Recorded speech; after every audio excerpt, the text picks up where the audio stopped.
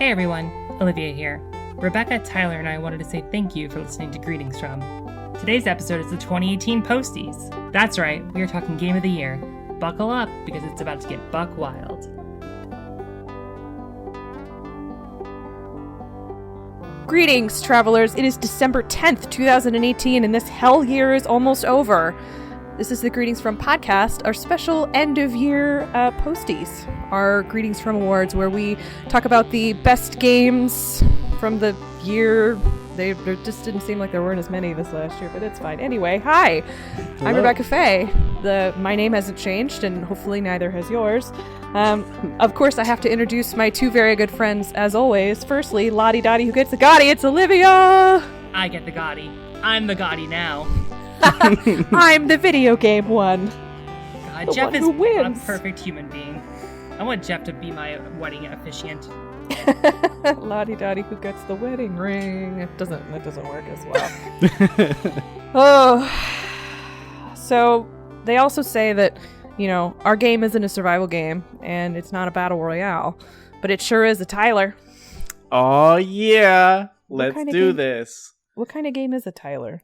If it's not a battle royale and it's not You're a survival survival. Well, if it can't be a survival game, we're straight up just horror. Then I mean that's. You know, Okay. Minecraft, right? It's like the opposite of Minecraft.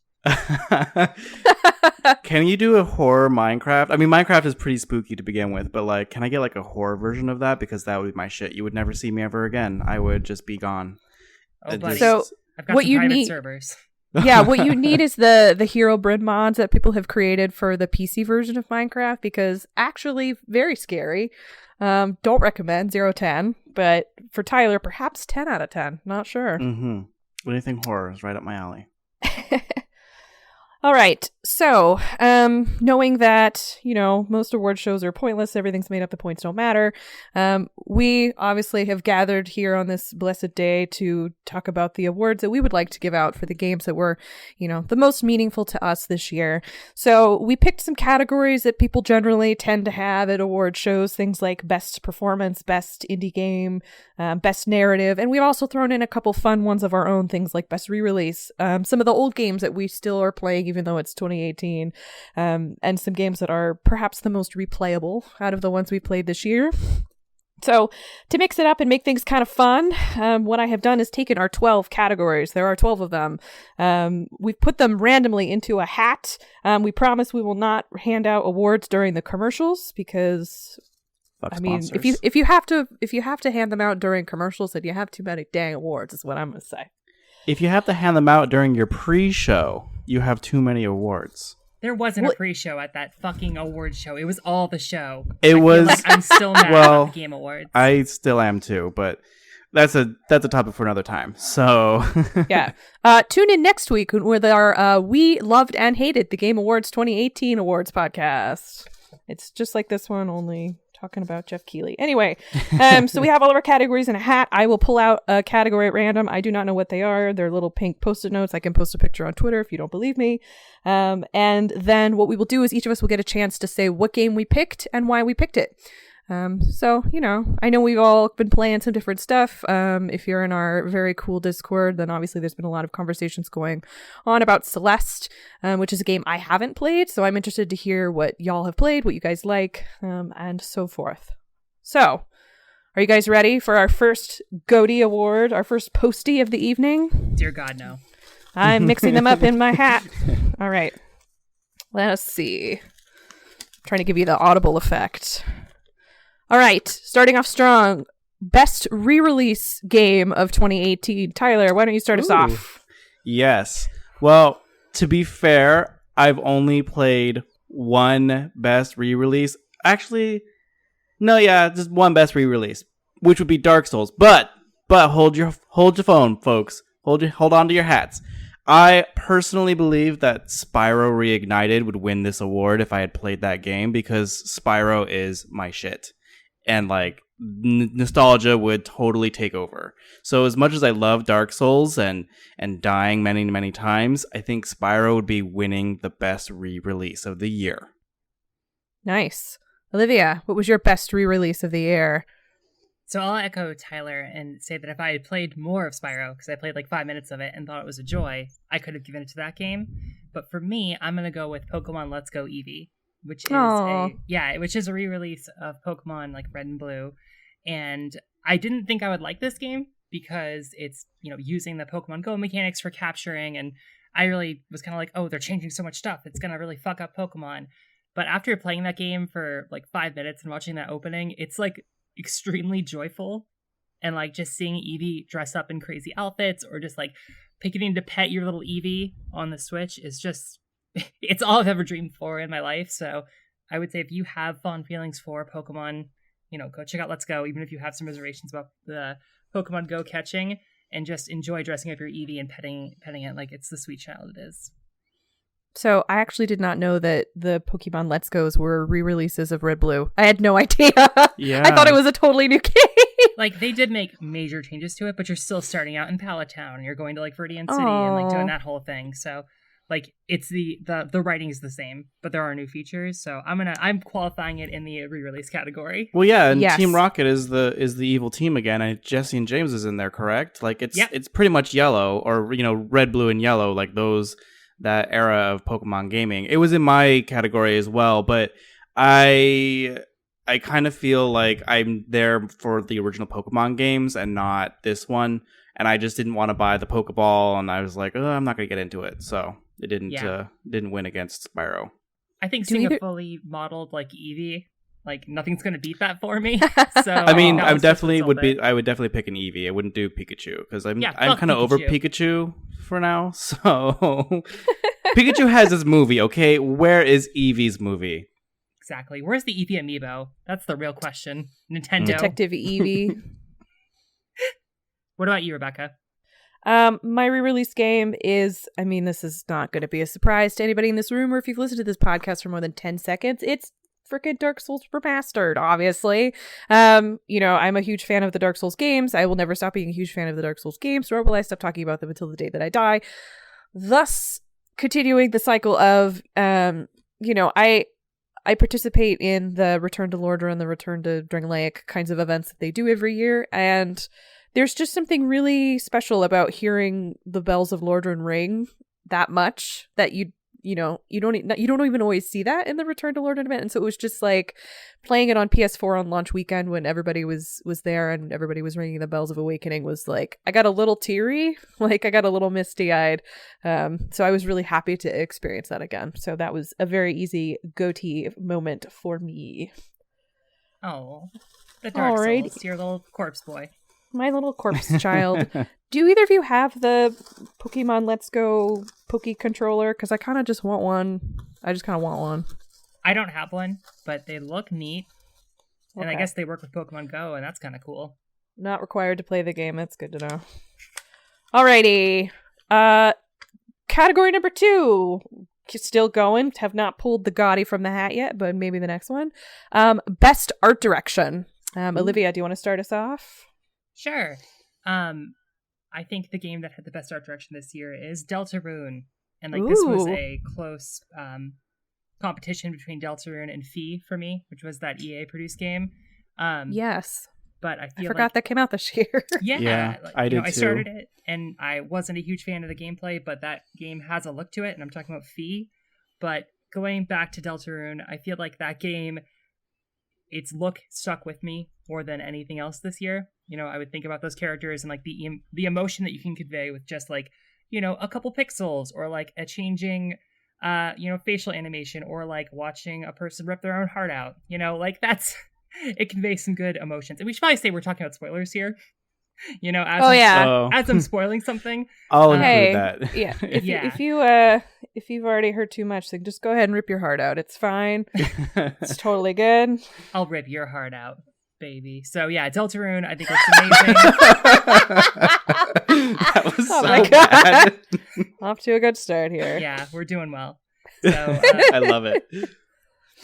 Mr. Tyler, what's your preferred looking game here? Best art direction of this year goes to Hollow Knight. Even though Hollow Knight was not a 2018 game, I played it in 2018. That's just the kind of year it's been, But, honestly. Well, yeah. There's something to be said about, this year's games to last year's games where every game seemed to be like a fucking smash hit. Whereas this year was more of like a lull, ups and downs. But I would say if GRIS had come out before we recorded this, I think that would win Best Art Direction. Because that game looks so gorgeous. But we'll see. I'll have to, play it and tune back in next week or whatever, whenever we record again to hear my thoughts on that game. Because it's a late release. It's like December 17th or something. And it's just like, wow, guys, you really did not want to contend with anyone. This December is insane. Like, there is so much going on this December. It's buck wild, and I feel like we're missing some, like, really amazing games. But it's we need a cutoff point. You know what I mean? There's too much happening right now. Buckle up, baby, because it's going to be a wild ride till March. Let me tell you. Like, 8 games are dropping in February, and a lot of games are dropping in December. I think there's a few games dropping in January, but it's like... March 3. And I think also Resident Evil. Isn't Resident Evil 2 dropping too? Like, I think it might be, yeah. There's a lot of games coming out within the next 2 months, and it's insane. And you're going to just have to vote with your money. Like, I don't know. Am I going to pick Anthem? Who knows? We're not talking about next year, though. We're talking about this year. So, Rebecca, what was your Best Art Direction? Oh, I'm such a miser. I'm sorry. So, for Best Art Direction, I chose Octopath Traveler.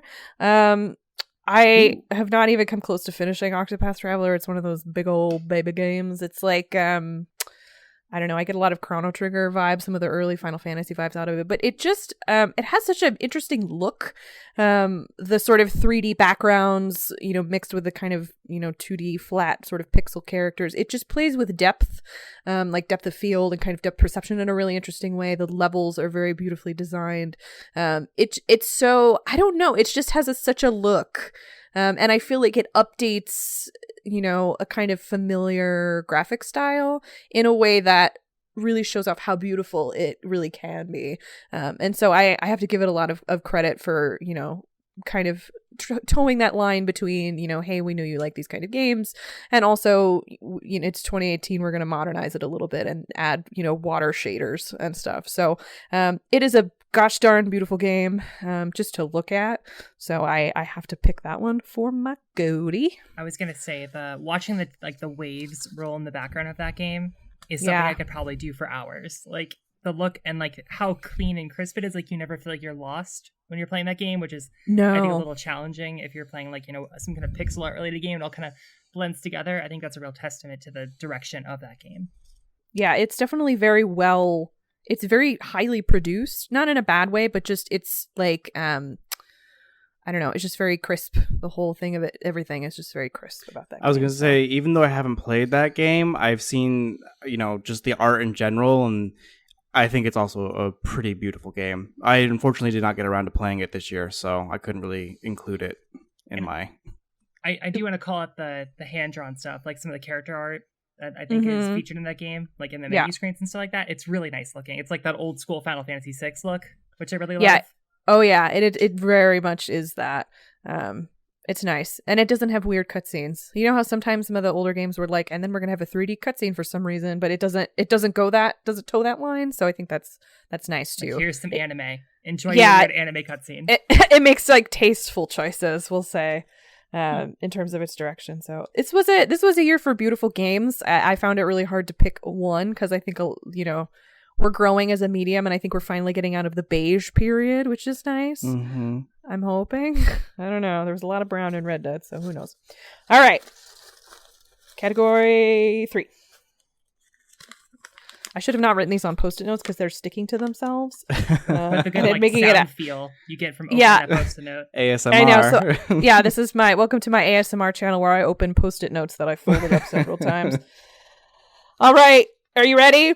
It's Olivia's mystery category. Okay, never mind. Don't fuck you. Welcome to the top 3 amiibos that I bought this year. Oh my god! Thank you, Rebecca, for indulging me. You're welcome.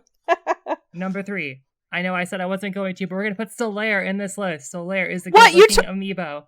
You told me Solaire was... No. How could you hurt me like this? Well, I thought you'd be excited because Solaire is a good-looking amiibo. And I know he is. He has a great pose. He has a great mouthfeel. He's got like a good. You put Solaire in your mouth? You don't know me. So I clearly do not know you.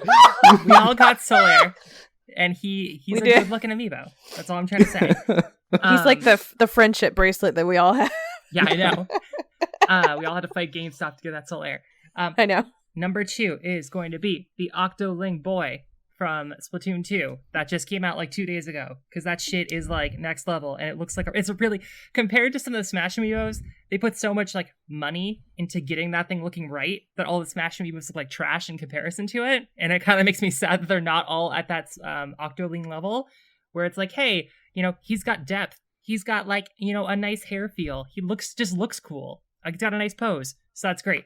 Number 1, y'all know what it is. It's the Detective Pikachu. He's huge. He's large. He's in charge. He's so much bigger than everything else I own. It's disgusting. Is there a reason why he is so big? Like, is there... Because he's a fucking boss, and he just comes Okay. in. I thought maybe there was a reason, but I that's don't fine. think so. I think just Nintendo are trolls, and they wanted to make him really hard to find. And did I share that story about how I got him? I'm sure I did, right? On this podcast? I don't know if you did. I think It you may be in texted our a Discord channel. Yeah, I think or I did. it may be in our lore. I don't know. Yeah, I Yeah. don't know. I don't know. I got him for free. I mean, Ask it's me your in it's person your if you it's want your to know the mystery. story. Yeah, let's leave some mystique around the number 1 Yeah. amiibo of 2018. All that matters is he's large and in charge. Yeah, any questions about the amiibos? Any feedback on my list here? So I Go ahead. have a question about amiibos in general, which is, do you find that the amiibos have maintained their quality over the years? Like, do you find that the amiibos that Nintendo is putting out now are getting better or worse or staying the same from the earliest amiibos? So it really depends. I think the Splatoon amiibos that came out this year, like the Marina and Pearl and the Octolings, are of a much higher quality than quite a few of the Smash amiibos. And I feel like some of those late season Smash ones like are pretty shitty looking, and like I'm not a fan of the Octoling Smash one that I picked up recently, because like she's got a big seam across her back, which looks kind of bad. So I don't know, it's really hit or miss. I'd say a lot of the more like popular like Smash ones do not look great. That makes me sad, kind of. I haven't seen a Wolf yet or a Ridley. I'm sure Ridley's gonna look nice, but I think they made like 5 of him, so we'll see what happens. Oh yeah. And Also, there's one guy's inflation gonna buy them all in the amiibo market, because it's like $13 for the older ones, but it's $16 for the newer ones, which I think is bullshit. So thanks, Nintendo, you monsters. Wait, so amiibos are that inexpensive? I thought they were like at least $20.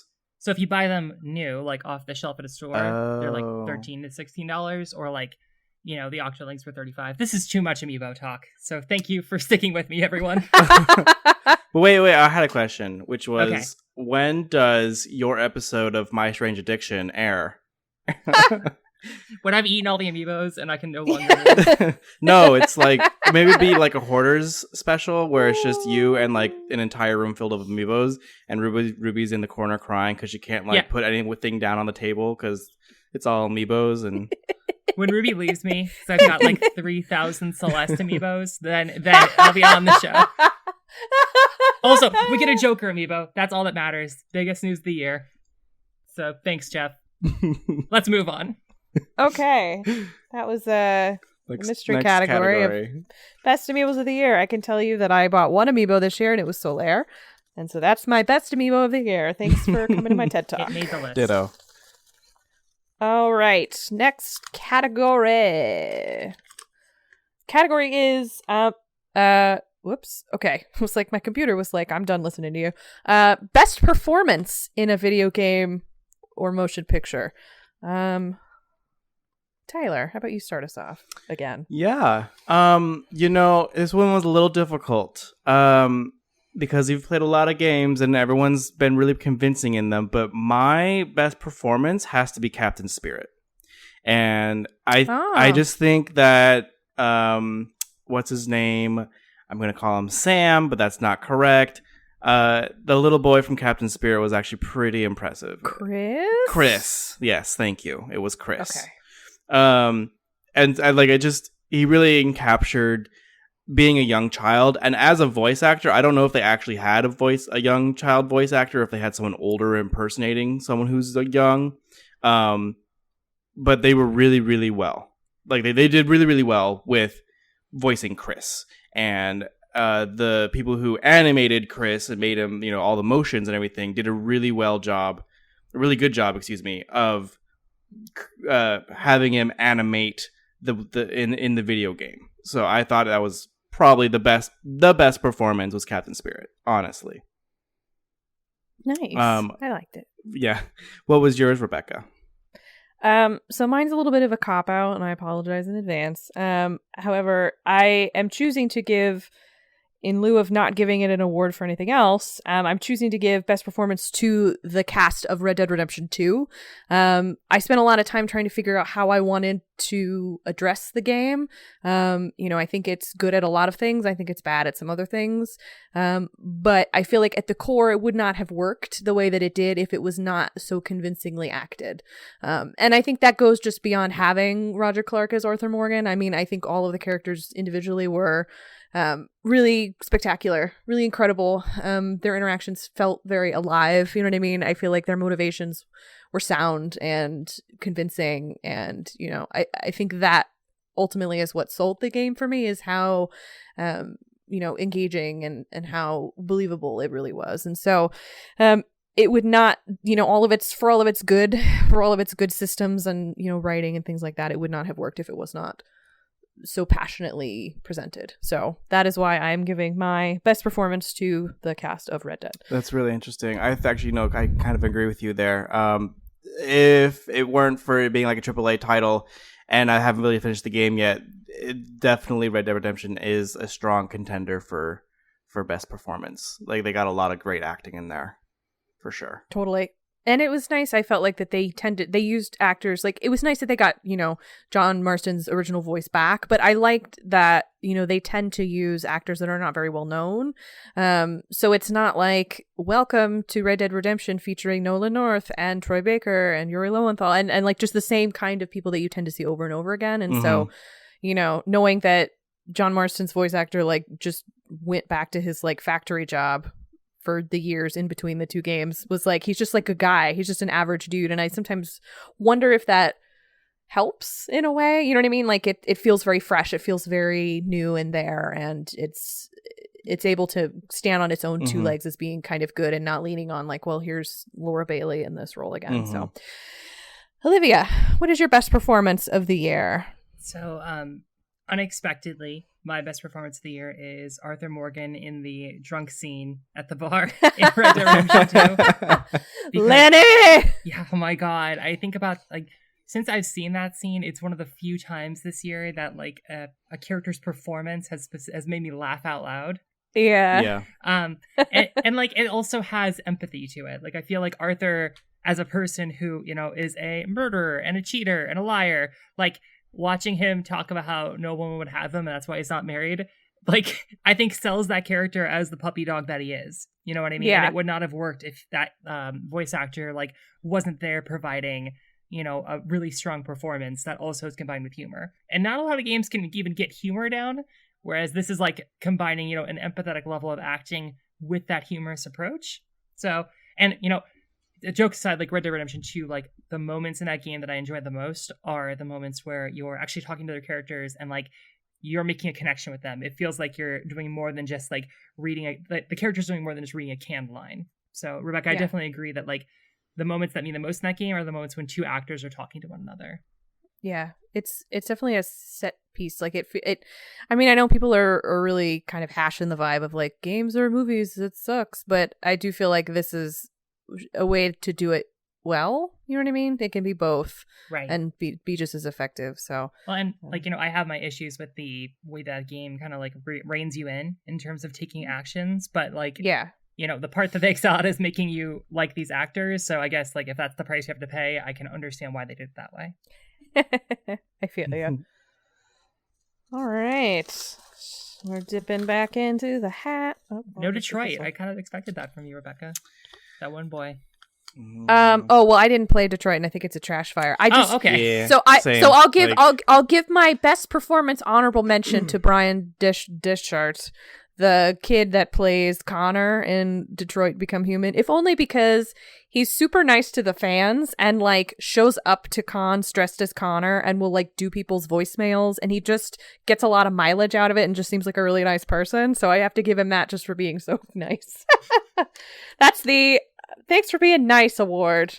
Presented by Congrats. Rebecca Industries. Yes. Hold on to that one. That's going to be worth something down the line. But yeah, we can just put, I mean, if there was a category for game you would most like to put in a garbage can of this year, it would be Detroit Become Human, and probably not just for me. All right. Sorry to anyone who really liked Detroit. Our next category is another big category. Still haven't not pulled GOTY from the hat, so who knows? Best indie game of the year. Olivia, why don't you start us off? My best indie game of the year is something that I didn't expect to like that much, but I loved it more than I think a lot of other games this year, and that would be Into the Breach. Nice. Yeah, I like strategy games. I liked FTL, but I didn't play FTL that much. Like, it got its hooks in me, but I never could beat that game because it was so complex. And I feel like Into the Breach encapsulated what was good about FTL. You know, you're making strategic choices in like a field that has a billion possibilities. You could do anything with this game in terms of moving your characters around or attacking, but it makes some really smart decisions about like, hey, you can reverse time or undo a move, or, you know, like move your characters around or just reset your game and start over again. And I feel like the way that game, you can finish it, you know, in a 10-minute sitting, but the replayability and the options that you have make it worth going back to over and over and over again. And the achievement system is really well done. It's just a master class in how to do minimalism in a game. And that's not even talking about the graphics that are amazing, like some really nice 8-bit art. The writing's really interesting. The whole premise of the world is insane and crazy, and I love it. So I would highly recommend you go check out Into the Breach if you have an opportunity to. What about you, Tyler? Well, it's actually also the same as yours. Into the Breach wins Best Indie Game of the Year, and I'll tell you why.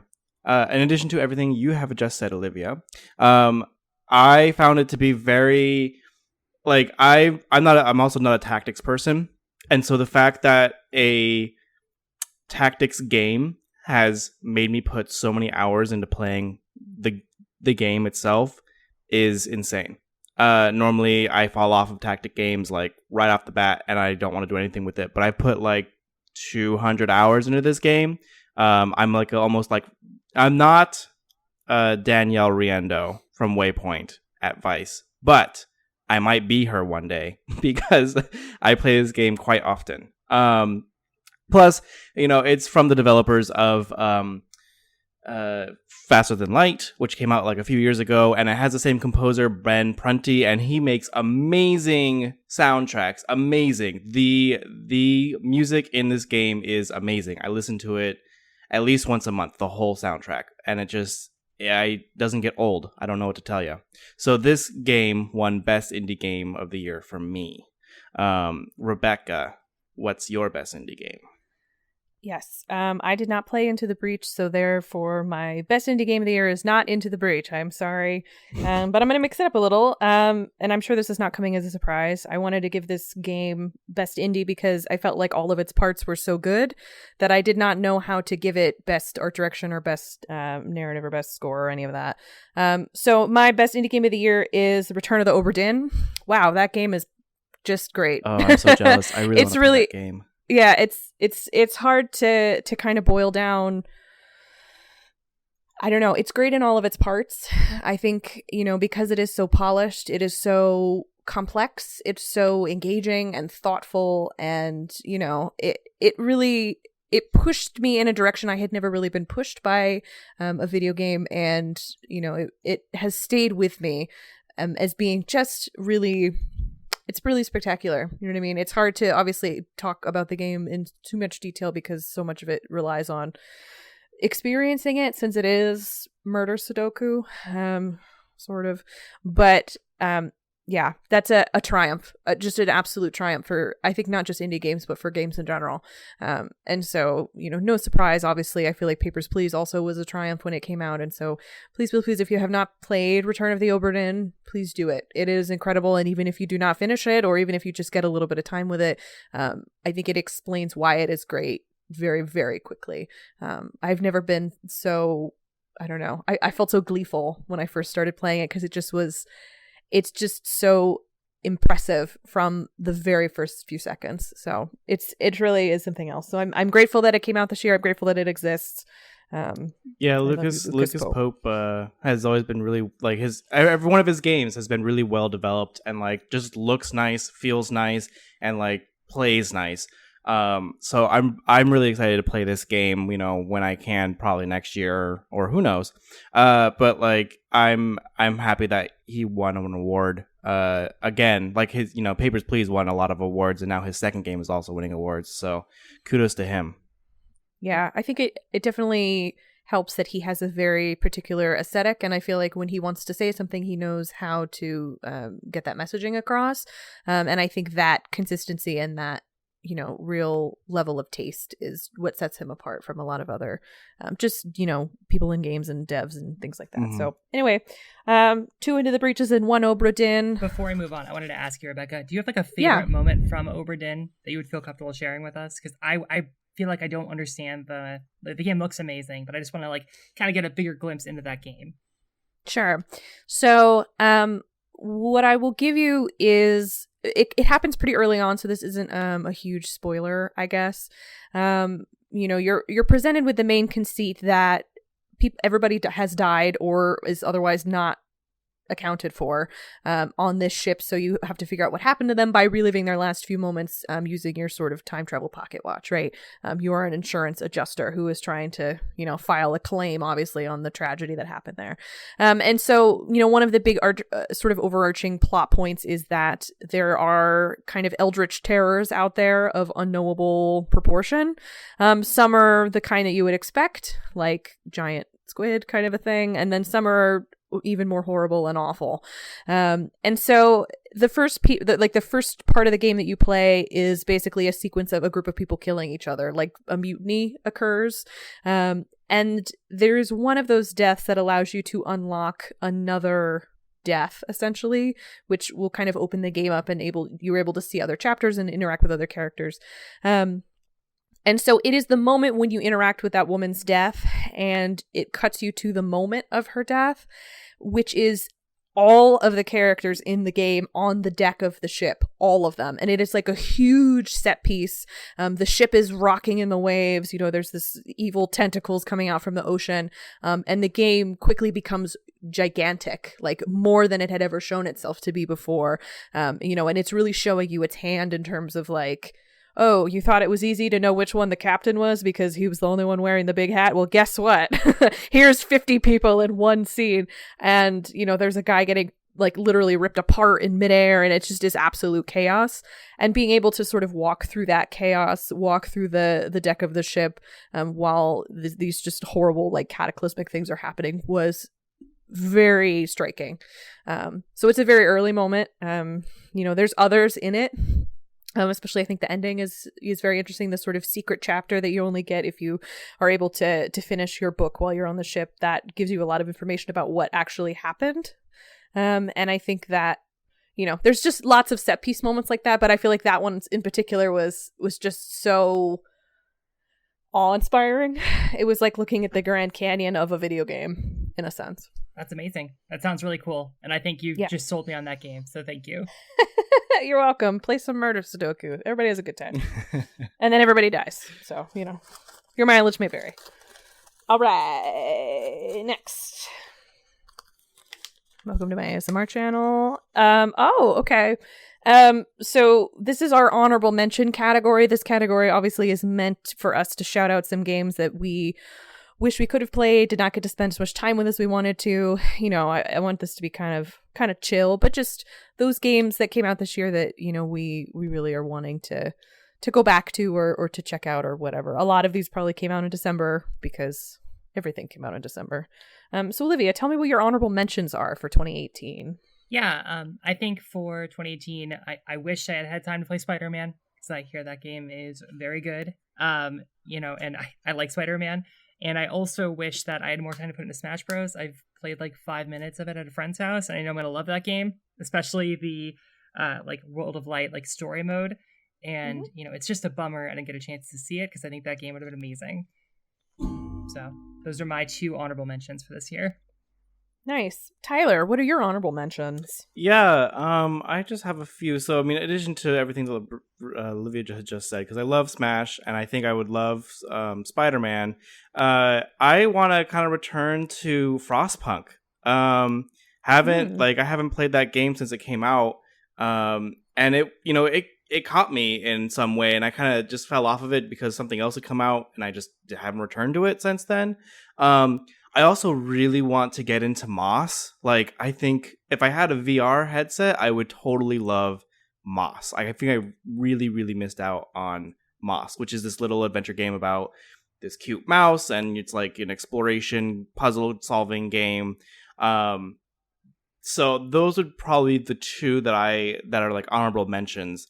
I also haven't played Donut County, and I have been following the developer of Donut County for so many years, Ben Esposito. So I'm glad that Donut County, I think they won something. I can't remember though now, but they were at least, Donut County itself was in a few GOTY categories this year, which was pretty great. So that and actually I even know that on the iTunes store, it's like Game of the Year. So kudos to him. It just seems like a game I would super love. So, cool. Yeah, those are good picks. Rebecca, what were your honorable mentions of this year? All right, so I have 3. My first honorable mention is Tetris Effect. It was just not something I had time for. Like, I couldn't widget in because it was coming out right around, obviously, Red Dead time. And I just got a PSVR system. So, people have talked about how great the Tetris Effect VR mode is. And a lot of people have said that they felt like it really sold them on VR. So, I'm really interested to have that experience. That's something I have kind of coming up on my docket that I really want to spend time with. Something that came out earlier this year as well as Quarantine Circular. I played Subsurface Circular when it came out a couple of years ago, and I own Quarantine Circular. But again, it's one of those things that I have not just had a chance. And it kills me that I have not had a chance because it just came out on the Switch. So it's even easier to play now than it's ever been. So that's something I'm hoping to get through before the end of the year.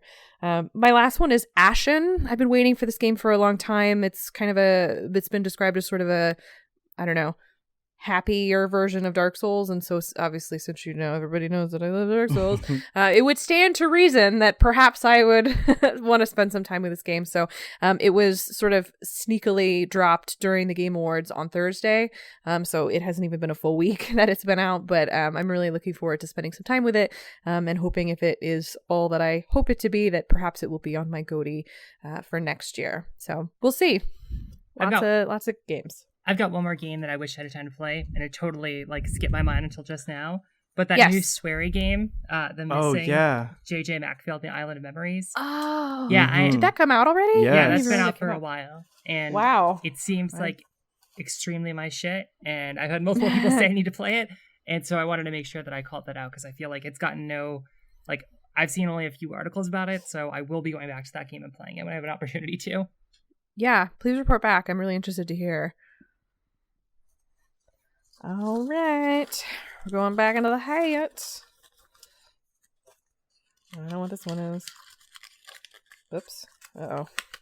Did I rip it? I didn't. Okay. Best ongoing game. We use this term much as the same way that the Game Awards does. This is for games that are still getting updated to this day. Tyler, why don't you tell me what your favorite ongoing game is? This one was a hard one for me because I don't play too many games that are continually updated or online. So this category typically ongoing, meaning Fortnite or PUBG or World of Warcraft, Diablo, Destiny, whatever. It's a game that is online and has new content coming out all the time. Really, this year all I've been playing is World of Warcraft. If anything, the best ongoing game GOTY of the year is Blizzard in general, because all of their games, Diablo, World of Warcraft, and Hearthstone, I've been playing. And I suppose if I had to choose a game, it'd be World of Warcraft because it sucked me back in, and I have been playing for a while now, but I've kind of fallen off of it at this point. So I've already canceled my subscription and everything. So it's kind of done, so I don't know what that says. But I mean, it wins just because that's the only game that I've been playing that's been ongoing for many, many years. Olivia, what would be your ongoing GOTY of the year? So this wouldn't come as a surprise to people who played last year, and I played this game less than, or who had talked to me last year, and I played this game less than I thought I would, but I played a lot of Destiny 2 this year, especially with Forsaken coming out, and it's really sad because I was enjoying the game, and then Forsaken came out, and we just all got really busy with other games, so I still haven't finished that campaign, and it really pains me to say that because there's more content coming out, but Destiny 2 is a really good game that people should give a shot to. And I know it's kind of abusive in some of its practices, but I feel like Bungie is trying to, right that ship. And this year they added bows to Destiny, which is super cool. They added like a kind of co-op PvE, PvP mix mode, which I think is really neat. They did a really fun Halloween event. Like that game continues to grow. And, it did make some major missteps and there's a weird community shift of like hardcore people versus, more casual people like myself, where it's like, hey, we're kind of getting left in the dust. But, out of all the games, Hearthstone, Overwatch, I feel like I had the most fun and the most memories associated with Destiny 2 Forsaken. So I'm excited to play with you guys next year. You're the Destiny. Yeah. Let's play. I finally finished the main campaign. Destiny actually gave me my best gaming moment of the year. That's not a category, but what should have been. But I have a lot of really fond memories from playing. Can I hear your best gaming moment of the year? Sure. All right, let's do our happy segue. Gaming moment of the year. Not a category, just there. So I have two friends that I play a lot of games with. We just hop games all the time, pretty much just multiplayer. So when Destiny came out for freebies on the PlayStation Plus, whatever, we all got it. We all played it. We spent a lot of time playing it, and probably pretty much milked the base game for what it was worth. And so, I don't have as much time to play games as I used to. And so obviously I'm, brutally underleveled these two people who somehow just can, play 12 hours a day somehow and have normal lives. I don't know. But we did the Whisper of the Worm quest. Have you done that, Olivia? I haven't, but I've watched videos of it and it seems like such a really, if just to set it up, it's kind of like a timed quest, so it's not available all the time. But you're basically going into a area that isn't always there. You're kind of doing a little quest where one of the end game bosses is kind of talking to you. You thought you killed them, but they're back. And then as a reward you're getting a really cool reward. So take it away, Rebecca. Yeah, so I'm a big sucker for, one of the things that I love about a lot of games from my childhood is, and I don't know if we do this anymore, is like secret areas or, special hidden kind of stuff. And maybe this doesn't count exactly as a hidden thing, but I remember spending an entire weekend running the Whisper of the Worm gauntlet. And it is an extremely hard platforming puzzle followed by 3 extremely hard rooms full of level 400 plus enemies. It is brutal in every sense of the word. But it was some of the most fun I'd ever had. And it was just my ability to get from one point to the other being level 150. And so obviously everything was just murdering me all the time. But being able to get through it, being able to kind of see it through to its conclusion, that was just amazing. I had a ton of fun doing that. It was incredible. And I don't know, that really stuck with me, I think, this year. It's amazing to me that you were able to beat that, being 200 levels below where you needed to be. Oh, I stayed in the safety because my bullets obviously would not hurt anything. So I was just kind of there while someone else fought everything. They were just like, oh, we don't care. We're going to get this gun. You could just stand in the next room. And I was like, okay, I'm just going to jump around. I'm a warlock and I have the little zippy jump. Yay. Yeah. That game is fun. The expansion is cool. They added a bunch of new shit. So I would highly recommend checking out Destiny 2. Rebecca, what's your ongoing game of the year? So my ongoing game of the year is a game that I know I only really started talking about with you guys when we did our Game Awards talk over stream, and that is Dead by Daylight. So the Dead by Daylight is a multiplayer horror game, survival horror, in which 4 survivors are pitted against one killer or monster or whatever. And so the idea is that the 4 survivors have to collaboratively turn on a certain amount of generators in order to open the exit gates before they are killed, obviously, and the killer has to try and sacrifice these poor survivors to some kind of like overarching higher evil power. So it's a lot about cooperation in some regard. Everybody's able to have different loadouts and move sets, and you can have some really OP monsters, but you can have some really OP people too. It could be really fun, it could be really super duper duper duper duper scary. So your mileage may vary. Some of the maps are really infuriating and I hate playing on them, but I have to give them this award because their commitment to adding new content to the game has been really admirable. They've been very transparent about their roadmaps. They have promised to bring a new monster, a new hero, and a new map pretty much quarterly since they launched, and they have maintained that promise. I think they added four characters, 4 monsters, and 4 maps this year, and they're continuing to add more into the new year. And even if you don't have those DLCs, you can still play against those monsters or still play with other people who have those characters and still play on those maps. So not everything is gated, and it's definitely very fun. I have a lot of fun, playing it co-op. I don't recommend you play it with strangers because strangers will try to get you sacrificed if they can live longer. But there's just a lot of it is really fun. You know what I mean? Like it's fun to be scared sometimes, and I'm such a huge wimp. But they keep pumping out content and it keeps getting better. So I have to give it to Dead by Daylight. I'd like to play that game. We should play that game together. I think we should too. Yes. Be a survivor. You might like being a killer. Some killers are really OP, and some are just scary. I hate playing against people playing Michael Myers. That is truly a nightmare. Truly a nightmare. Can't wait to be Michael Myers. Enter your dreams. Yeah, it's there's like Saw tie-ins. There's not Five Nights at Freddy's. I'm sorry. I wish. There's Friday the 13th tie-ins. There's lots of really cool stuff, and they keep coming out with interesting, cool new things. So anyway, if you like getting scared, and you like listening to your friends, i.e. me, scream over PlayStation chat, then play a little Dead by Daylight. That's pretty good. Okay. Digging back into the hat. We still haven't gotten GOTY, so we shall see. All right. Okay, so a late entry by Tyler. This is the most replayable game of the year. So game that you played this year that you are most looking forward to playing again, or you want to play again, or you feel like it should be played again. You're just going to play it again. So Olivia, what is your most replayable game of the year? So I played a lot of God of War this year, and I beat it, and I wish that I had the time to go back and play through a New Game Plus and really dig into the armor system and find all those crows and really experience the story with the context I now have after beating it one time.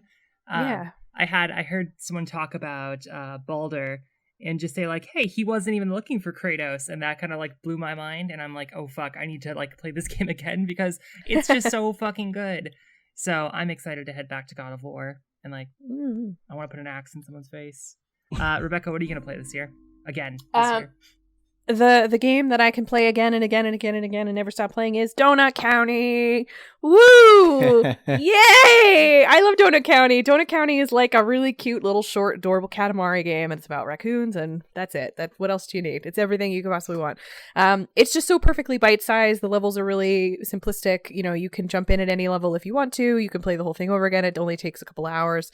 It's just a really nice, happy game. Definitely a game I like to go back to just when I need kind of just to zen out a little bit. It puts a huge stinking smile on my face, and I'm so happy because it's on my phone now, so I can take it with me everywhere. So definitely Donut County. Donut County is great. Tyler, what is your most replayable game of the year? Yeah, I'm actually in tune with Olivia today. I definitely want to go back to God of War and replay that because I don't know. Today I was just like, man, you know what I really want to play right now is God of War and just experience everything all over again. The whole the beautiful environment that you're placed into, just the wit and quips between Kratos and his son, and also between the dwarves, and just the really clean gameplay and action. I really am just kind of missing it. I have this like hunger or desire to like play this game again, and so I think that is going to be my game that I'm going to play again this year before the year is up, like when I have the time. So I don't know, is that game just kind of grabbed me in a way, and I haven't, to be honest, I haven't like thought about it since I played it, but until the Game of the Year awards, where I then saw the voice actors, and when he said, "Boy, read that letter," I was like, flashbacks of God of War, and I was just like, oh man, that game was really good, and like I should play it again because it definitely was worth that time. So that would be mine. So, but does God of War have duck emojis? I guess Donut County is the true winner here. And the Donut duck emoji count. Yeah, Donut County does have duck emojis. Well, it also has the dog, but you can't pet it. Sorry, Tyler. Oh no! If that's the metric, Red Dead wins for the most dogs you could pet. Yeah, you can definitely it's pet true. that Although, dog. actually, you can pet dogs in Odyssey, I believe. Assassin's Creed Odyssey. Pretty sure you could pet some doggos. That's the reason why I have to pick. Now I have to play that game because I wasn't planning on doing it. I totally forgot. I would like to play I would like to play Assassin's Creed. That's another one that I have. And I just didn't get a chance to play it. I didn't unwrap the shake wrap. There it is. Well, you own it? You just haven't opened it? Yeah, I bought it on Black Friday, and I was like, I'm gonna play this thing, and then Red Dead. Like I had to finish Red Dead, so. Oh. Yeah. Well, Cassandra is bae, so just FYI. Okay, there's only 4 categories left, y'all. Oh, I got one. All right. Let us see what this one is. Oh, it's GOTY. Time to talk about our game of the year. We still have a couple more categories left after this one, so, I'm glad this wasn't the first one, although it would have been maybe interesting if it was. Tyler, what is your GOTY? So, not to beat a dead horse, but it's actually God of War again. Nice. Yeah, just the kind of like what I was going off of before. Just the narrative and how everything ties in together. That game was really sleek and definitely one of the most well-developed games of this year. Again, I haven't played Spider-Man. It sounds like Spider-Man's a strong contender against this, but for some reason, God of War grabs me way more than Red Dead Redemption does, which is weird because they're the same. They're both AAA. They're both narrative focused. But for some reason, God of War just does it for me versus Red Dead Redemption. One of the things that development-wise that God of War like really shines in is, since it is a narrative-focused game, anytime that you are on a boat or like traveling with your son and other companions, and a story is being told, the moment that you are out of the boat or you're transitioned into combat or something, where dialogue is interrupted, the dialogue doesn't like continue to carry on.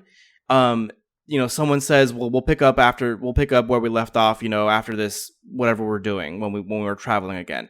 And then once, you go off and you do whatever you need to do, or you finish the combat, then it's like, okay, well, what were we talking about again? Oh yes, I remember. This is what we were talking about. And it picks up like right where it left off, but in a way that isn't confusing or like has you saying, well, wait, I'm sorry, I really don't remember what we were talking about.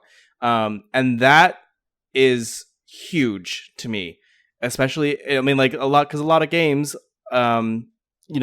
design wise just are that little like audio phone that you pick up and it just goes while you're walking around, which is fine. But there are times when something happens or like you enter a cutscene and like that audio is lost and you're just like, what? But God of War did that really well, and I think that's why it is Game of the Year. In addition to like, it being an amazing, beautiful game and like all the acting involved in it and the combat, but like that one small little detail is what puts it above the rest. Olivia, what's your GOTY? God, I didn't want to be next. Well, Rebecca can go. Do you want me to go? I've been selected. This is my burden, and I will carry it. All right. I believe in you. I put a lot of thought into my GOTY, and I'm probably going to catch flack for this, but right now, based on my experience with the game, I think that Red Dead Redemption 2 is my game of the year right now. And Red Dead Redemption 2 has many issues, including labor problems that, unexcluded labor force that, has issues. So I want to make sure we call that out right from the get-go. I think the parts of Red Dead that I like the most, and these are some slight non-story spoilers, but just things that I found in the world that I thought were super cool. So sorry, Rebecca, if you haven't found these things. I know we're trying to avoid spoilers here. I've spent a lot of time in this game not doing the main story, so yeah, don't worry. Walking around that world and finding just a giant skeleton up on the side of a mountain. Oh, I remember that one, yeah. Or like, hey, here's this like dead pirate cult thing that's just in the middle of nowhere. Like, or the town that's just totally devastated by like a weird pox that no one really could solve, and now they're all dead and gone. And like, those are the parts of the Rockstar games that I like. And I feel like the writing in this game compared to GTA 5 is miles above.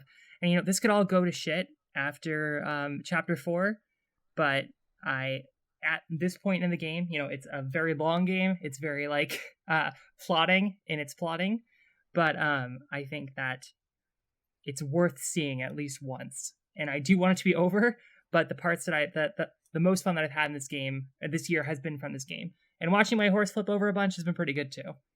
My horse is pretty stupid and it just likes to climb up walls. So, that's been a fun experience for me. Rebecca, what's your game of the year?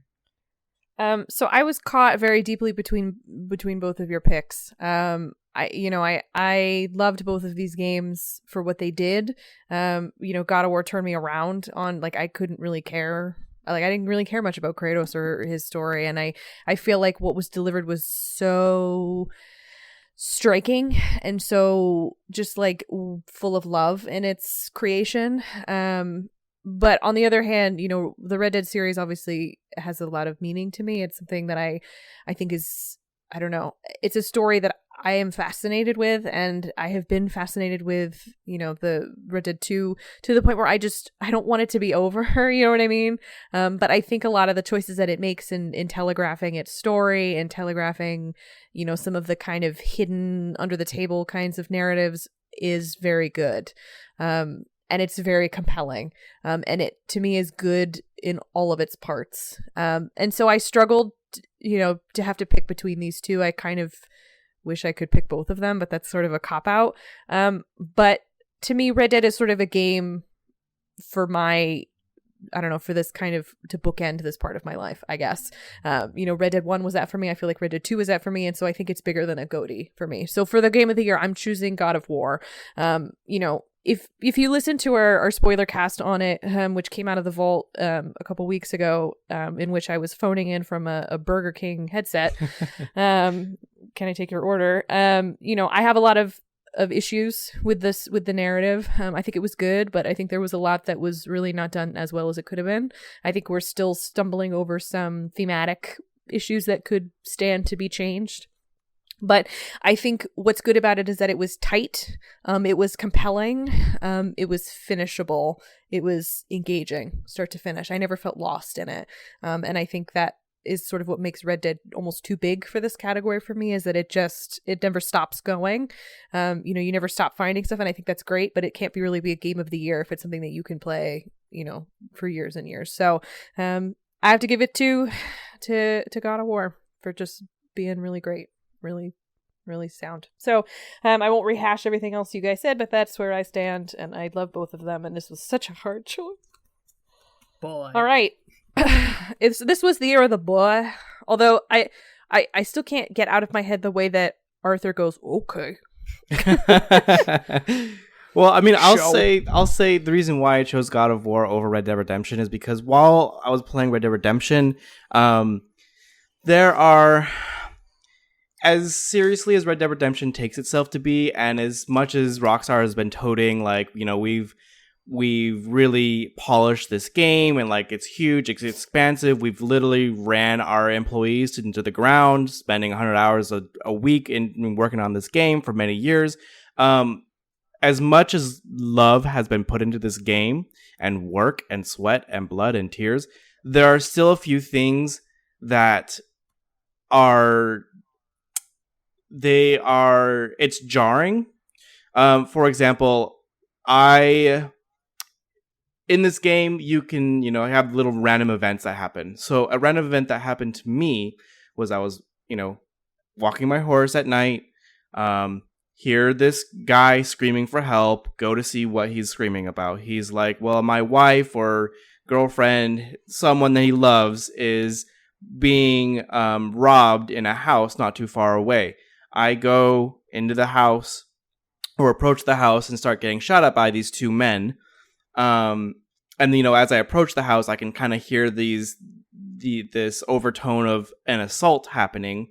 And so I go in there, I hogtie both of these men. I don't shoot them, even though they were shooting at me. I lasso them and hogtie them so that they aren't a threat anymore, but they're still alive. And, I'm rewarded. The woman thanks me, saved her life, yada, yada. And I'm like, okay, these guys are bad men. And at this point in the game, kind of light spoilers, not exactly, because I'm a presenting sheriff. So I'm part of the sheriff's crew at this moment in time. So I'm like, man, I'm a sheriff. I got two bad boys. Let me take these bad boys into town and throw them in jail like where they belong. And I try to do that. And I get on my horse, put some guy on my horse, ride into town.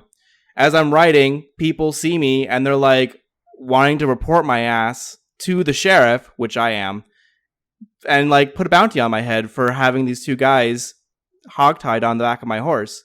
And I thankfully like run the person down and like say, stop, don't, it's not what you think, and it's fine. But I get into town, I can't throw these guys into jail. The jail cell is not open to me. And so like for a game that, is going to penalize me for being a good cowboy, it just kind of like ticks me off a little bit. If you're gonna have this kind of ethos of Red Dead Redemption being what it is, let me play a good cowboy. Why do I have to always be the bad cowboy? Why am I the only person like being held to these morals and standards when all these other NPCs aren't? But that's right. That's where it was like, okay, I love Red Dead Redemption 2. It's a good game. It has problems, but God of War is, to me, just a better game. And it also has problems that Rebecca mentioned, and that we've also talked about in the past. But that's kind of where I differed for that. So. Counterpoint. Do you remember getting attacked by a bear in Red Dead? Because that shit's intense. Do you remember hunting for birds and watching bird watching? Okay, but let me tell you. That's a good move.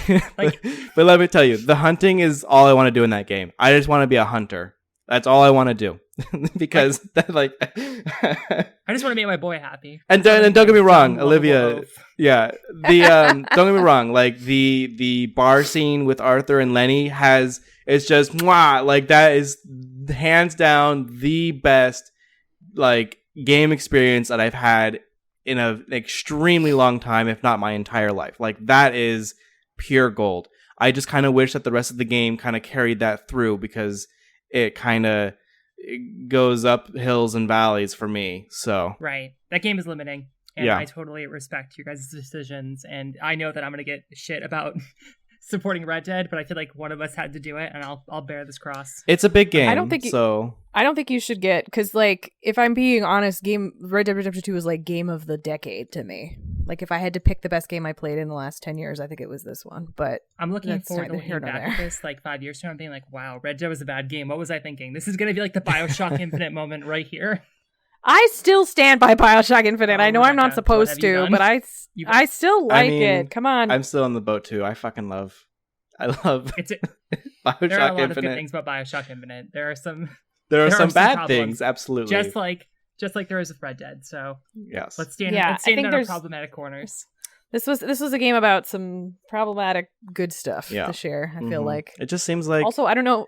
Oh, I was gonna. Did you guys have this happen to you in Red Dead, where the narrative broke down a little bit around the end of Chapter 3, the beginning of Chapter 4, because some characters started talking about a thing that happens at the end of Chapter 3 before it happened, and I was like, wait. That's happened to me multiple times. Where it's okay. Like, it's like, I hey, had that issue. Gonna happen, and then I'm like, that has not happened yet, but I know it will happen because it's been hinting at this. Right. So thanks, guys. And then I don't think it's happened. I don't think it's broken down as much as it has for, it sounds like, both of you, but it has happened a little bit, and I'm like, okay, I know where this is going, and this is like whatever.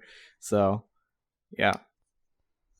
All right. Next category It's Stepping back from our problematic faves, we got 3 left. Which one will it be when I open this post-it note? Let us see. It is best score. Olivia, what is the best musical score? Just in case you didn't. Everybody listening, music. Best music. I feel like it's not really fair to pick this one, but I'm going to go and pick it. I think Deltarune had these earworms that would get stuck in my head, and a lot of them are like, they use that like leitmotif. I'm not a musician. I just heard that term and thought it was appropriate. Wow. From Undertale. That I really love Undertale, and I really love that soundtrack. Like, I've been going on I was looking at my like Spotify like most listened to, and Hopes and Dreams is on my top listening there. Nice. So I feel like at the end of Deltarune, like we have these kind of chiptune songs throughout it, and at the end you have like a spoken, like a sung word actual song at the end of that game that's like a coda to everything that just happened. And I feel like that was a super emotionally resonant moment for me. So I feel like that's what I needed to pick. I also feel like Red Dead has some really good moments that are underscored by when it just totally fucks up and goes wrong, like the kind of atmospheric sounds where it's like, hey, we're going to be in a gunfight, we're going to play this music, and then it just like does not work correctly. So if it was working correctly, that would be my choice. But I think Deltarune was just like a masterclass on how to do something simple and effective. Nice. Rebecca, what's your choice of song soundtrack? So I'll also give an honorable mention to Red Dead because forcing Arthur Morgan to sing along with all of the sing songs and then him not always knowing all the words was life or to too me. The ring dang do. That was really good fun, and I appreciated that, and it made me really like a lot of more of that game. Anyway, for me, best soundtrack is kind of a weird one. I'm choosing Cultist Simulator. Cultist Simulator doesn't have like a soundtrack. It has like this kind of ambient music tune that sort of plays throughout the game. It's very otherworldly. It's kind of ethereal. And there's something about it that is just perfect for a game about, like increasing your insight and speaking to eldritch terrors. Like it just has this really beautiful, just very, I don't know, it gives me the chills when I listen to it. And it's something that and like when you sit and play a game of Cultist Simulator, you're playing it for hours and hours at a time, listening to this kind of music track loop in the background. And I don't know, for some reason, it gives you such a presence. It's so, I don't know, it really brings you into the moments of playing. I feel like it really helps with the flow of that game. And so, it's not really, I guess, a soundtrack as much as it is just sort of one little tune in the background. But it's really spectacular. And one of the really highlights of that game for me is just listening to that music. So thanks for some good memories this year, Cultist Simulator.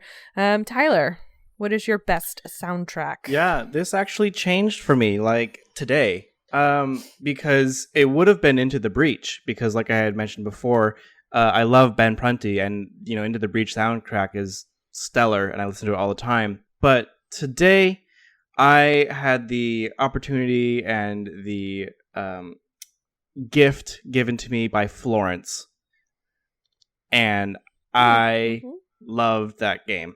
And I feel like it's the music itself, it's a really short game, but in that short amount of time, the music just really ties in the entire story, and it makes you feel, when it's high, and happy, like the music is high and happy, and like the tempo is nice, and then when it gets into like a bit of a less happy time, the music kind of gets dour, and you really feel it, and it totally shapes your experience overall while playing that game, which is kind of important because it is such a small game. And sometimes, with the smaller games, if you don't have a really good score or soundtrack, it kind of just it takes away instead of adding on to it. And Florence just did a really great job, excuse me, of incorporating their sounds into the game. So yeah, I definitely agree. They tell you at the beginning of the game to play with headphones, and it's absolutely necessary. It's very very lovely, very just really a beautiful game through and through. Tyler, you bringing up Florence, actually it reminded me that I needed to give a shout out to Celeste as well, because I feel Yes. like I haven't played enough Celeste to see all of the music, to hear all the music that's in that game. But the parts that I have heard are really, really stunning. And, you know, I'm a sucker for that like Moog, like kind of synth sound. So it's definitely worth just kind of sneaking in there. Yeah, no, I mean, you know, for people who might not know, I think Celeste was also in the category for best soundtrack as well. I don't think it won. I can't remember now, but they did, regardless of whether or not it did win or didn't. I forget her name, but the composer was at the Game Awards, and she was actually invited on stage along all of these very prominent musicians and the orchestra to play alongside them. And so that was a real treat and honestly like an amazing honor for her. And just to see someone from a small team being taken that seriously and given that kind of treatment. So, Right. you know, Celeste, while I was playing the game as well, its soundtrack is pretty amazing too. I haven't listened to it like by itself yet, like I do with Into the Breach, but I imagine I will do so. Yeah, and I think for like seeing Lena Ray and the composer up there, Yes. like as a trans woman was like super important to me. And I was like, I had no idea about the creator of this game or the creator of the soundtrack. And, you know, I think it was just a really emotional moment that I wish I had more time to play Celeste. So Yeah. I definitely want to. It's not really my kind of game. I'm not a platformer person, but I'm hoping to check a VOD or a Let's Play of it just because I want to experience it. You know what I mean? Even if I know that playing it will, like, I just know I'm going to hit that wall, so I want to give it what it But deserves. then that's what that assist mode's for. And let me tell you, that assist mode is nice. I just don't like platformers. I really don't. This is so 2018 was me learning my limitations in terms of games, and it was the first year that I actively said no to things that I knew I was going to hit the wall on. And oh boy, it was glorious. I mean, I had to let go of things. You know what I mean? I watch a lot more Let's Plays, like when I was at work or when I was eating dinner or something like that, just so that I could stay kind of on top of stuff. But I definitely was able to put time into things that I knew I would want to put time into. Got it. So that's the thing, is hard. You learn when you grow up, isn't it? All right. We got 2 categories left. I don't know why I'm even mixing them up anymore because there's only 2. All right. Okay, an oldie but a goodie. What is the old game, so not from this year, that you just can't stop playing, even though Skyrim came out in 2011 and it's friggin' 2018 and we just can't stop? We can't let it go, Tyler. What can't you let go? Well, I really can't let go of Darkest Dungeon. That game has grabbed me. Oh God, it's so good. It's so good, and you know it did release on the Switch again. I haven't bought it on the Switch yet, so it's not portable. Thank God, because I would not. I don't know if I would get any work done. But Darkest Dungeon has been a favorite of mine for a very long time, being like the last 2 years because that's when it was released. But you know, it's just it just scratches that RPG dungeon crawling. Min-maxing of skills and stats that I just need, and it's also like brutal and doesn't like hold your hand at all, and it's just for that it's just a game that I cannot stop playing at all, and I just return to a lot. So I'm interested to hear what your game is, Rebecca. So my game is. I put myself on blast when I said we should stop playing Skyrim because I've been playing Skyrim VR.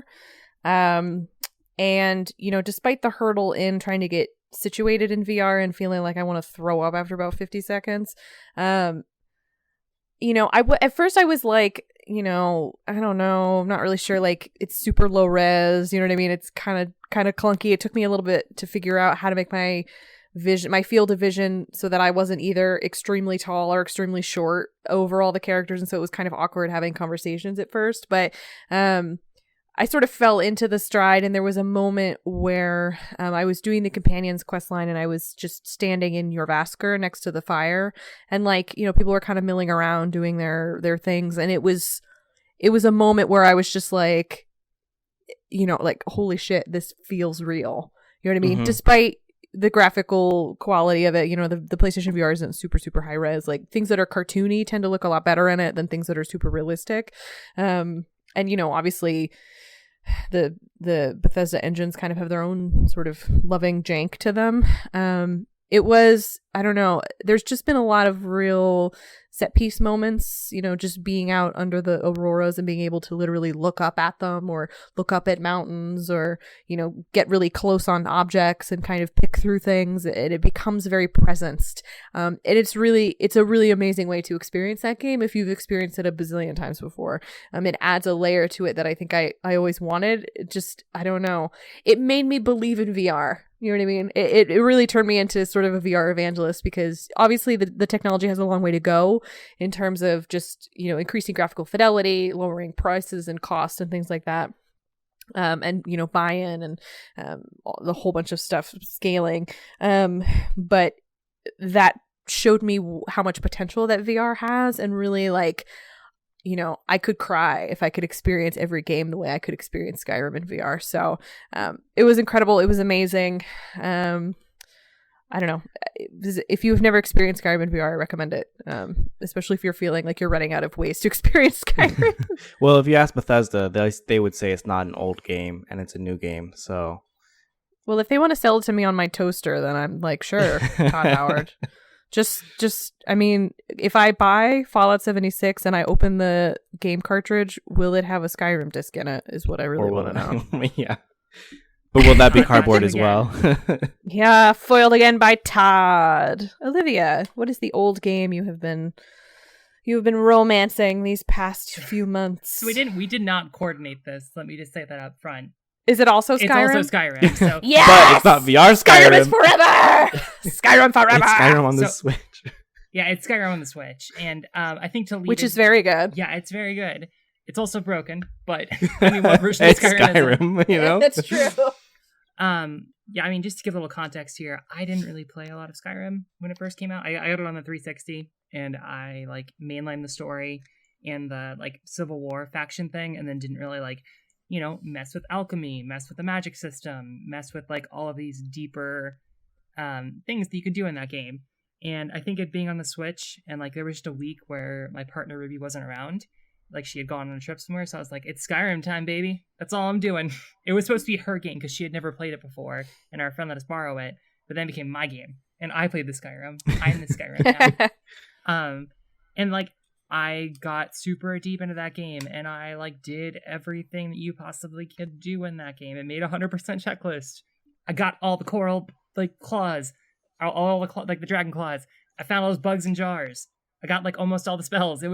I realized that I could not play it anymore. Boy.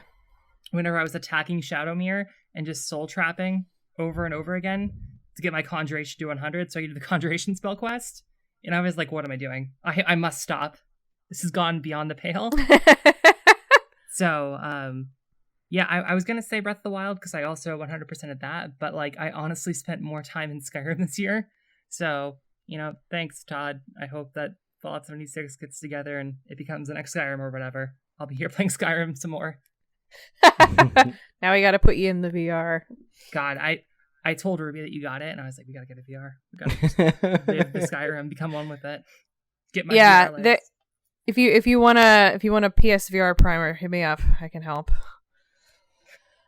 All right. We have come, my children, to the end of our categories. I think probably a very interesting, poignant choice decided by the universe to be our last one. A good coda, I should say, to the end of our GOTY. It's best narrative. Lot of big games this year, a lot of narratives I think worth talking about. So Olivia, what is your best narrative of 2018? Yeah, I think this is a really challenging. There was a lot of good stories this year.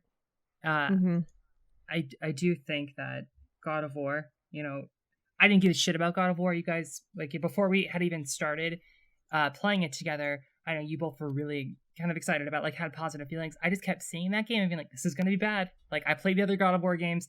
They were fucked up. I don't want to play this one. And then it wasn't until you guys really spoke super positive of it that I was like, okay, I'm going to give it a shot. And I was blown away by how, you could take a guy who is like main character trait was like, I'm very angry and I fuck naked ladies until I knock a vase off a side table, to making him a father and like giving him some like depth, and like he evolves in that story, but he's still a piece of shit. It's not like he's a totally new character. He still doesn't know how to communicate with people or like show affection or love, and like we don't really get there yet, but we at least he doesn't change entirely, but we see the inklings of like, hey, he's becoming a new person. Things have changed at this point in the story. So, you know, and not to mention all the Mimir stuff, all of the background, the world, the trappings. So there's just a lot going on in God of War. Tyler, what's your best narrative? Well, like you, this was a tough category as well. There was so many different stories that were told this year. You know, God of War did reach out to me first, I think, in terms of like just the narrative itself, but it's not the best narrative of this year, unfortunately. Today it ended up being Florence, honestly. It just personally, it's not a vast narrative like God of War, Red Dead Redemption, or Detroit Become Human, or even like Vampire. Like, it doesn't have that massive story to tell, but the story that it does tell hit me more personally than any of the other stories that those games had offered. And it just, you know, if you've never heard of Florence, I know I just mentioned it, me and Rebecca have mentioned it. It's just a story that follows this girl, and you know, it follows her romantic life, and just kind of the falling into and out of love and what that means, and how your life kind of transforms around it, both the good and the bad. And for me personally, it just hit me hard, being in a relationship myself. And I mean, like, it's generic to a point where if you've ever been in love or even had like feelings of crush or whatever, it'll get to you as well. But it just personally tugged on my heart, and that is something that a lot of games don't do. You know, it's something that last year, I believe my game of the year was What Remains of Edith Finch. Another amazing game, has comprised of short stories that also pull at your heart. And Florence did that for me this year. So that is who won Best Narrative for me. Rebecca, what's your narrative? So I also chose Florence for Best Narrative. For obviously the reasons that I think that you gave are all very much, reasons for picking it. I feel like, this is a really difficult category when there are a lot of good stories, and I think writing in games is getting a lot better than it used to be. Obviously I know I've spoken pretty openly about some of the issues that I've had with certain tropes and stuff, and I know that when we get really in deep into Red Dead, there's a lot of things worth kind of picking apart there, but I feel like the reason why I wanted to give Florence Best Narrative is because it does not use words. There's no dialogue, there's no spoken dialogue. Everything is given through sort of almost like a motion comic, through these very little miniature kind of gamey things, whether that's unpacking your apartment and trying to figure out where you're going to put stuff, through musical cues, through colors. I think to me it wins Best Narrative because it tells the most story, with the least objects. You know what I mean? It doesn't have to sit with you and say, once upon a time there was a cowboy, his name was Arthur Morgan, turns page. It's not like that at all. You know what I mean? But it's very easy to follow. It's very easy to engage with, and it's very easy to fall in love with, because of how effectively it tells a story that is so familiar to so many of us. And so just on its ability to tell something so moving, and so deeply personal without any kind of words at all or any kind of overarching narrative, I feel like is really incredible. And I think, again, I talk a lot about how I believe that video games are art, and I think Florence is a great example of why this is true, and why a lot of stories can only be told as video games, and why not everything has to be a movie or a book. So I also think Florence was just a beautifully told narrative this year. So we've done it, my friends. We have chosen our GOTYs. Another good year. Many GOTYs, many, yes, 1 year in the books. Boy, am I glad 2018 is over. Yeah. 2019 looks... fucking games. Yeah, No more games. 2019 looks game-packed. It's just jam-packed with full games. I know. Right off the bat. I'm perfectly fine if like they all fucking release in February and then there are no more games for the rest of the year. No more. And then that's the end of games. But like, you know how that's not going to happen. So, well, I know. I have my 2017 game of 2019. Like, I still have games from 2017 I haven't played yet. We can't. Oh, keep totally. Yeah. Yep. So I'll change this up for you. I know, at the close of our podcast, this is when we would traditionally do our salutations. But obviously, since we talked about so many games and so many games we want to play and so many games we don't have time for, and just so much, that I feel like in lieu of salutations, I'm interested to hear from you guys. What game or games are you most looking forward to going into 2019? Obviously, we have a hugely packed release schedule of just the rest of December, January, February, and March. Is there anything that's really standing out to you as something that you're like down to clown day one? I'm down. Tyler, I'd love to hear from you. What are you most looking forward to in 2019? Gosh, that's really tough. So I am curious about Anthem. I'm curious to see how it goes. I don't know if I'm going to jump on the ship right away. There's too many questionables, and it's first of all, it's an MMO. It's another, ongoing category game. And I don't do those very well just because the player that I'm like hardcore and I'm not having fun unless I'm the best, which means like I'm sinking 60 hours a week into the game or whatever, which I can't do. So I don't know, if it'll be a game that I pick up right away. If it has to be something that like I'm just for sure gonna get, it's gonna be Resident Evil 2 because that shit is right up my alley. 2007 or 2018 did not have a lot of horror games in it, as far as I can remember or think about. Like, there's nothing that comes to mind immediately this year that has been released that is in the horror category. I think there's been like a few small games, but I haven't had the time to look at them. So next year, it seems like it's going to be return of horror games, and and like Dead by Daylight's getting another like horror expansion or whatever. So like I'll have to revisit that, and I don't know. That's probably going to be the game that I pick up. That's like on my who's to watch list. So, and I feel like there's a few other games like Dragon Age 4 that I'm really interested in, but like it's all a secret. It's not really to come out until 2020. So we'll see. And I want Last of Us 2, but I doubt it's going to be released next year. Who knows, though? Who knows? Yeah, I definitely feel like there's a lot of games that have been announced, but with kind of ambiguous release dates, so it's hard to know, like, what are we actually going to see? You know what I mean? Yeah, I don't think Animal Crossing's coming. I have my games, I don't think we're going to get it, and I need it so bad. I know. That's definitely one on my list too. If that shit drops, I don't care. I'm just credit card. Here you go, take it. Is that kind of what you're looking forward to, Olivia, or do you have like your game scheduled for the next 6 months? No, honestly, I've been afraid to look at it, so I just pulled up the list of 2019 games, and the one that jumped out to me the most was actually Sekiro Shadows Die Twice. Oh shit, that too. Mm-hmm. Yeah, that comes out in March. Yeah, so. I'm excited to see that game and actually give it a shot. And I feel like I need to get all my Souls games out. So guys, let's just start streaming Souls. Oh, that's right. January 1st. Yeah. Yeah. I can jump right into Olivia, Sekiro. you need to play all of them. Or at least one, and then we can jump into Bloodborne, and then you can play 2 and 3 of Dark Souls. You really, it's like the same thing. You really but... could just Demon Souls. Just what about play Bloodborne. We're not starting with Demon we can Souls. Talk about Dark Souls another time. Bloodborne is perfection, start to finish. Yeah. True. I do like it is hats. a game Their about hats some are pretty hats. Cool. So yeah, for sure.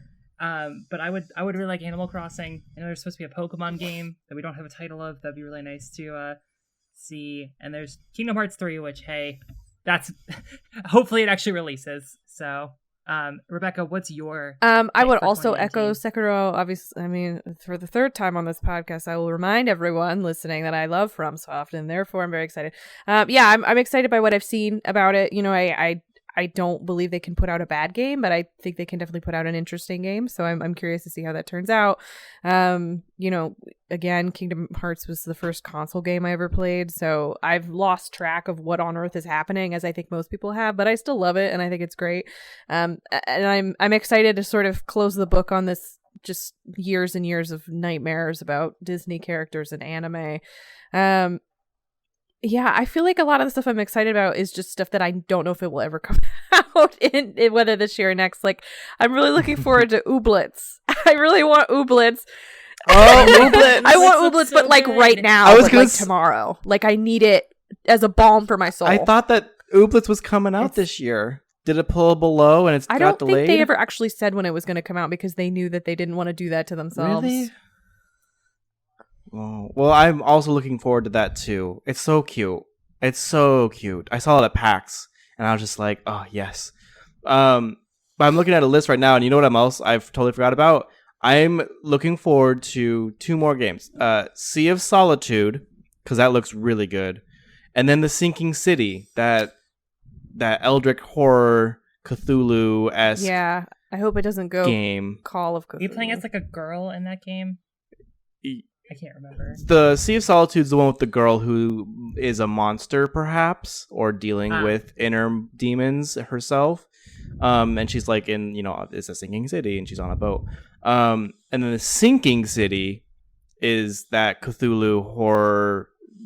I don't know if it's a detective or like you're just kind of like this dude in a city that's going to crap, but it's that. And yeah, Rebecca, I agree. Hopefully it's doesn't go the way of Call of Cthulhu.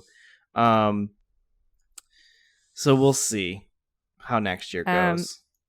All of these we're getting are a Sonic movie. Yeah, and we also have forgotten the greatest game that's coming out in 2019, the game we've all been waiting for, the game that's going to bless us. It's Crackdown 3. Yes! Do you guys like Crackdown? I've it never is played a so Crackdown game. bad, but it's so good. Not in the Devil May Cry way. It's bad.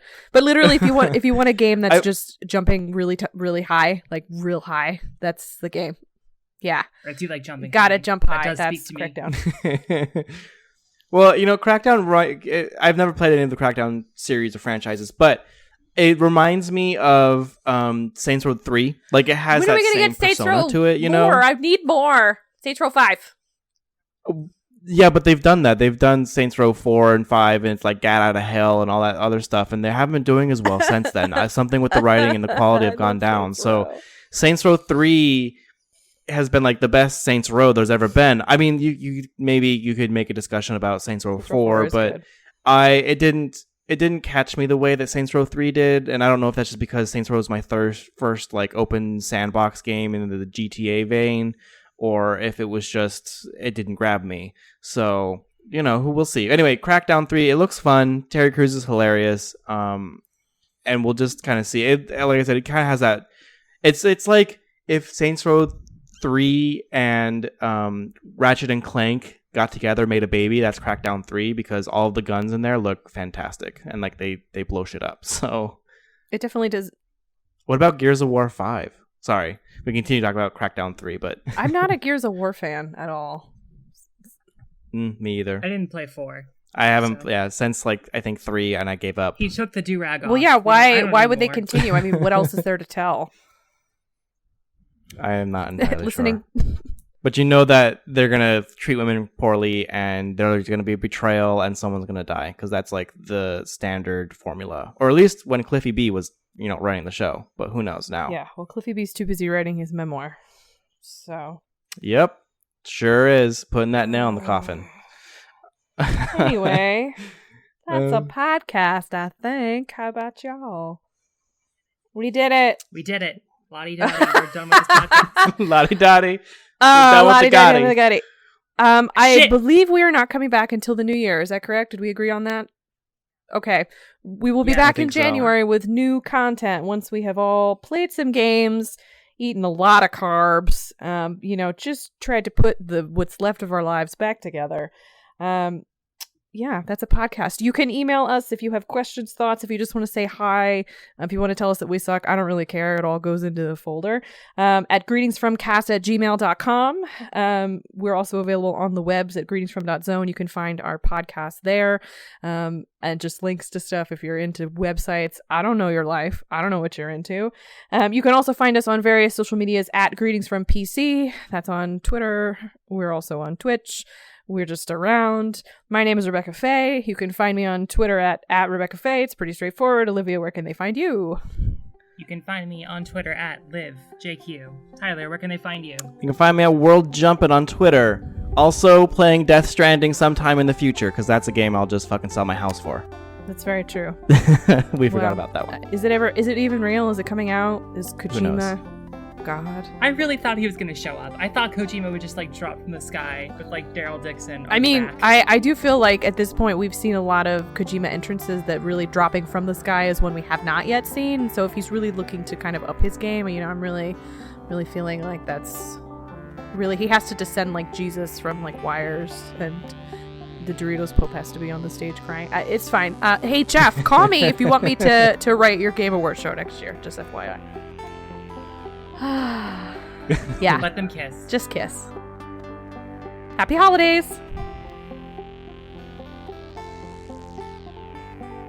Thanks for listening to Greetings From. Our intro and outro song is an edited version of Deep Fried Space Food by Substitute Sandwiches. You can find a link to the song on the podcast description. You can listen to more episodes of Greetings From at greetingsfromcast.com. We are also on Twitter and Twitch at Greetings From PC. Thank you for listening, and we'll see you next time.